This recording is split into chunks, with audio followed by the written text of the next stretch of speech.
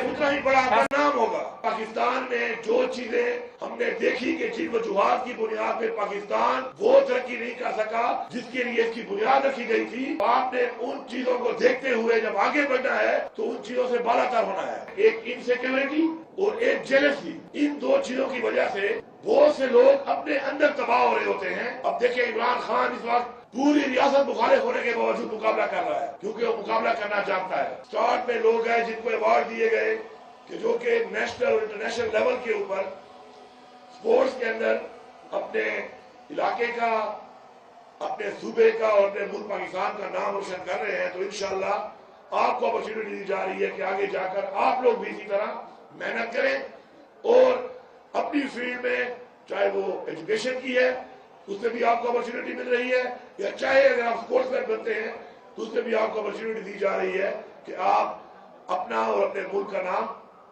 पूरी दुनिया में बुलंद करें। स्पोर्ट्स से आपको जो सबसे बड़ा फायदा होता है, चाहे आपने अगर प्रोफेशनल स्पोर्ट्स में नाम ही बनना हो, तो वो ये है कि आप मुकाबला करना सीखते हैं। और दुनिया में किसी भी फील्ड में आगे जाने के लिए सबसे जो पहली चीज है वो है मुकाबला करना। आगे वही बढ़ सकता है जो मुकाबला करना जानता है, हालात का मुकाबला करना।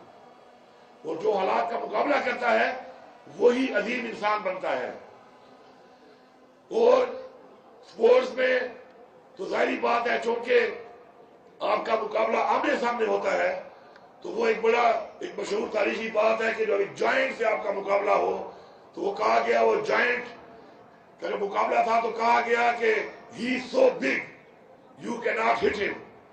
तो जवाब दिया अगले ने कि he is so big I can not miss him.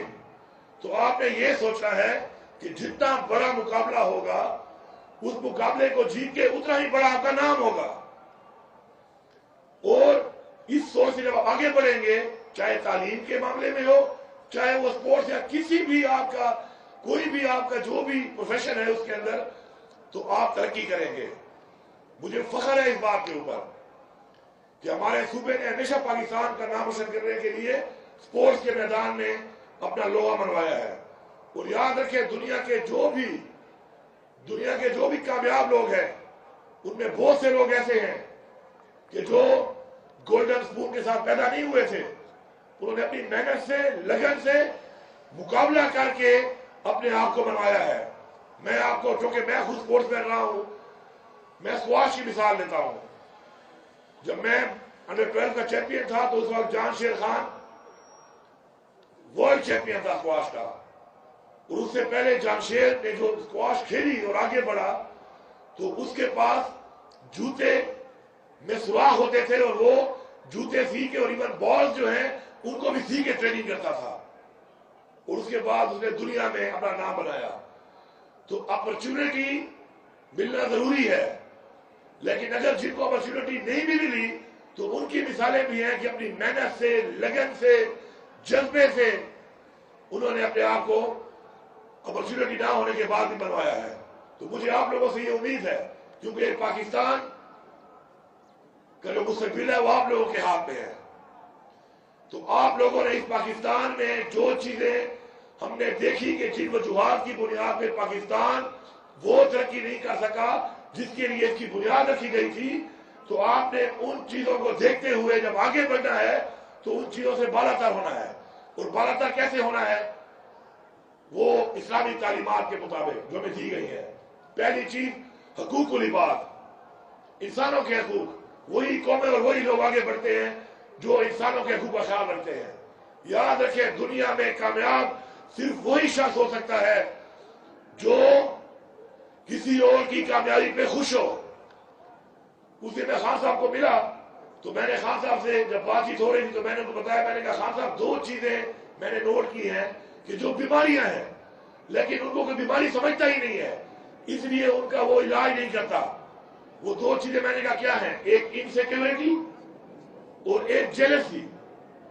इन दो चीजों की वजह से बहुत से लोग अपने अंदर तबाह हो रहे होते हैं, और जो कि उसको बीमारी नहीं समझते اس کا علاج ہی نہیں کرتے تو یہ ایک تباہی بن چکی ہے. آپ نے نہ کسی سے انسیکیور ہونا ہے نہ کسی سے جیلس ہونا ہے. قرآن میں بھی ہے کہ حاسد اذا حسد, کامیابی پہ کسی کی خوش ہو. اگر کوئی کامیاب ہو رہا ہے آپ اس کی مدد کر سکتے ہو, آپ اس کی مدد کرو. ایسے لوگ اگر خود کچھ نہ بنے تو کم از کم کنگ میکر بن جاتے ہیں. تو کنگ میکر تو بن سکتے ہیں آپ اس طرح, صرف نیت اور سوچ کے ساتھ. تو مجھے پوری آپ سے امید ہے انشاءاللہ. اور آپ دیکھیں کہ جو بھی دنیا میں کامیاب لوگ ہیں وہ ضرور سپورٹس مین, کسی نہ کسی سپورٹس میں, یا وہ ایکسرسائز کرتے ہیں, سپورٹس کھیلتے ہیں. اب دیکھیں عمران خان اس وقت پوری ریاست مخالف ہونے کے باوجود مقابلہ کر رہا ہے, کیونکہ وہ مقابلہ کرنا چاہتا ہے. اور مقابلہ کس کے لیے کر رہا ہے؟ ہمارے لیے, آپ کے لیے, ہمارے بچوں کے لیے, ہماری قوم کے لیے. تو سپورٹس آپ کی زندگی میں ضروری ہے.